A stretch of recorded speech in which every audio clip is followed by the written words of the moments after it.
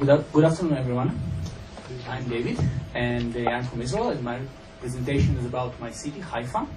You saw an exhibition outside, which is prepared by my students, and I would like to thank very much Young Diplomats Forum for allowing me to bring this exhibition. Thank you. And of course, many thanks to the charming Nasreen who helped me to put it outside. Thank you. And I would like to start with a question. When you say peace in the Middle East, what do you mean? Any answers? Please, don't be shy. No violence. No violence, good. No wars. Okay. Coexistence. No bombing. Coexistence. No aggression. Excuse me? No aggression. No aggression. Okay. Anything more? No fighting, no hatred. No fighting, no hatred. So no killing. no killings. Respect. Government's getting along. Respect. All right. So all these things, I basically thought about them when I sat with myself and I was preparing this presentation. I was thinking, okay, when I say Middle East peace, what do I mean? And excuse me. And this is what I got. Cooperation between peoples, coexistence, peace, Jews, Arabs, Christians, Baha'is, but you see also friends, tourism, when you go to other country and you can visit it and feel welcome, food, different foods, technology, if you have peace, can contribute to developing of the technology. All this, and actually we can fill the screen with more and more words. And here I would like to raise a question. If I will tell you that there is a place in the Middle East that such cooperation exists, what will you tell me? And with this question, I would like to take it forward into my country. This is the map of the region, taken from a plane, and welcome to Israel. But more precisely, let's go to Haifa. See, Haifa is over here. Over here, Mountain Carmel, on the sea, place where the mountain gets to the sea. So this is Haifa. You see, Haifa started as a port city over here. This is the port, one of the largest in Israel. A lower city, higher city. We have 400 meters difference between the higher part and the lower part. And if we speak about what does it mean Haifa, we say that it is the third largest city in Israel. 291,000 people who live there. Jews and Arabs live together. We have also World Center for the Baha'i faith, different religions, Judaism, Islam, Christianity, Druze religion, Baha'is, and also, in addition to all that, this is a tourism center and also a center of high-tech technology. We have branch of Intel, we have branch of Yahoo, we have Google, all that we have in one city.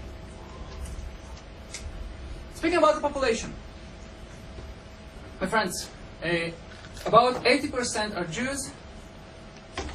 Arabs form about 10%. When I say Arabs, we have Christians and Muslims. About half of the Arab population is Christian, the other half is Muslim. And we have other peoples as well who live in the city. So this picture on the top is just a normal picture taken on a street in Haifa. That's how it looks like. So let's start with the languages. This is a sign of entering to Haifa. And I personally took this photograph near the university. You can see 3 languages. Top is Hebrew, middle is Arabic, and then you have English for the visitors. Actually, all the official signs in Israel, since Arabic is official language, bear Arabic and Hebrew together. But it's not only official signs of the state. Inside the city, you have signs of the streets. But also unofficial. Here you have a picture of a normal pub when people meet up, and you can see that the name of the pub is written in both languages because both peoples are welcomed. Let's speak a bit about the religions. So we have the Baha'i Faith World Center. Baha'is come to Haifa from all around the world. We have in Haifa these amazing gardens that were recognized as World Heritage Site by the UNESCO. And in the middle, you see over here, this is the Baha'i temple, where you have the remains of the Bab, one of the leading prophets of the Baha'i faith. And Baha'is, by the way, one of the principles of their religion that they believe in spiritual unity of all the mankind. Also, we have representative of the Ahmadiyya movement in Islam. They have a mosque that is located in a neighborhood called Kababir. About 1,000 Ahmadis live in Haifa, and the world center, the Middle East center of Ahmadiyya is located in our city. Christians. The place is holy for Christians since Elijah the prophet stayed in at that time it was not Haifa, on Mount Carmel, before he went to dispute with the Baal prophets, things described in the Bible, in the Old Testament. And that's why the Carmelite order of the Catholic faith was found in the area, and the most important monasteries and churches of the Carmelites are located in Haifa. Druze faith. How many of you have ever heard about the Druze? Okay, so for people who are less familiar, Druze is a secret religion originated from the Middle East, and the reason why it's secret is secret as well, so they don't tell. What I can tell you that they basically divide themselves into religious people and not religious. So only the religious people know the secrets of the religion. Druze live in Israel, in Lebanon, in Syria, and in the vicinity of Haifa, we have 2 Druze villages, about 25,000 people. By the way, in each country that Druze live, they try to be part of the country, and this is, of course, the case also in Israel. By the way, one of the people who represent Israel in Turkey is actually a Druze person. So, let's get into the field. Coexistence. When I say coexistence, what do I mean? 2 minutes. 2 minutes. Okay, I'll try. It will be difficult.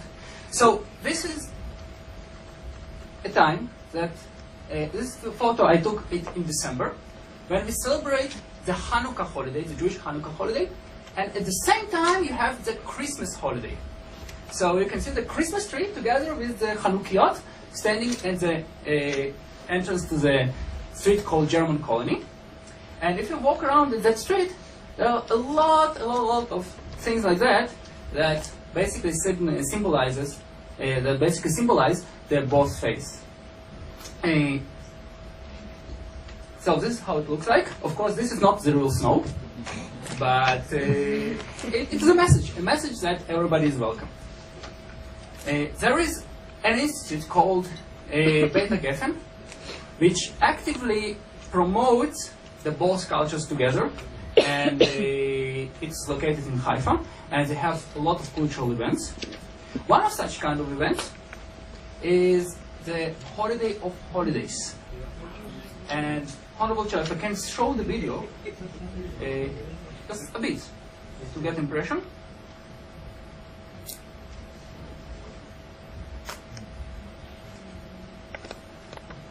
Sound? It's me?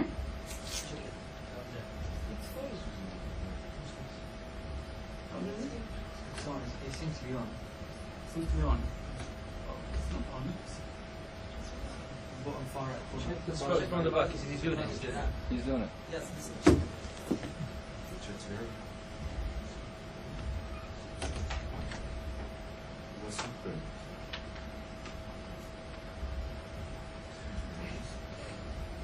Good visual presentation. Okay. Anyway, this is how it looks like when we have this Holiday of Holidays. A lot of people come to Haifa just to see it. There are a lot of events. Santa Claus hang around the streets. A lot of celebrations. And people come here from all around Israel.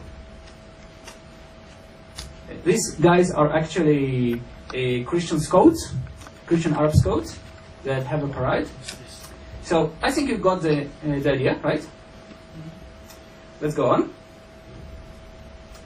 Of course, variety of foods, hummus, mansef, something that you can easily eat in Haifa, as well as if you would like to eat some food from Eastern Europe, it's easy to find. As lot as if also you want to eat something more, I'd say, Western, like hamburgers, you easily can find it all around. But let's speak about what does it mean together, which is much more important. And personally, I come from Haifa University, where Jews and Arabs study together, live together.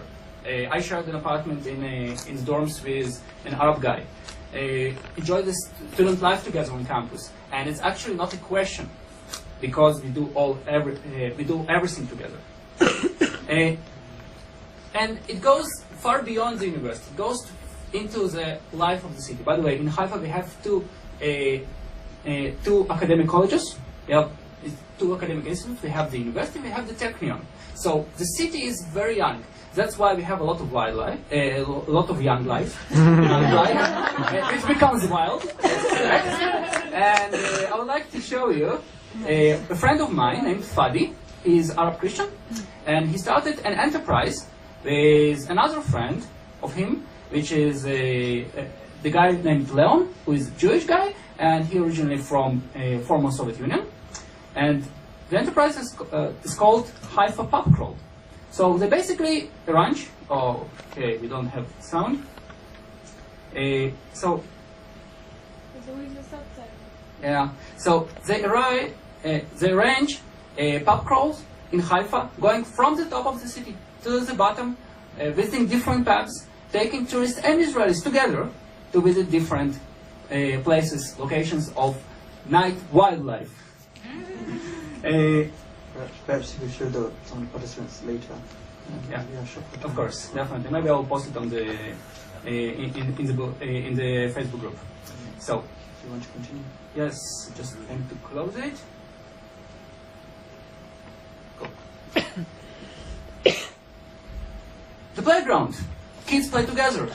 Don't even ask the question who is the other guy. So just play, and that's what they're interested in.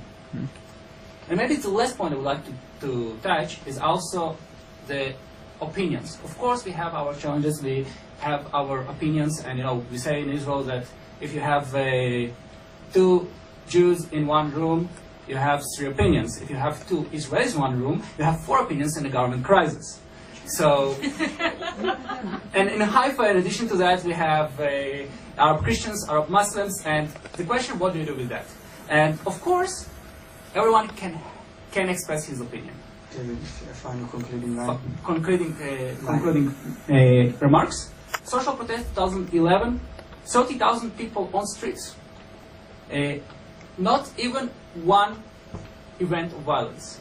At the same time, by the way, in Israel, 400,000 people on streets, no events of violence. Where can it happen in other places in the Middle East?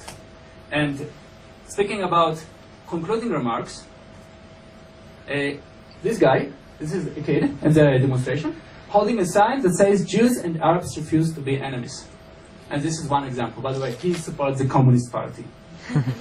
And the final remarks, I started with this screen. I would like to finish with this screen. Maybe it's difficult to speak about bringing it to the macro area, to all the Middle East. But in my city, I can be proud at least that we're working towards this direction. Thank you.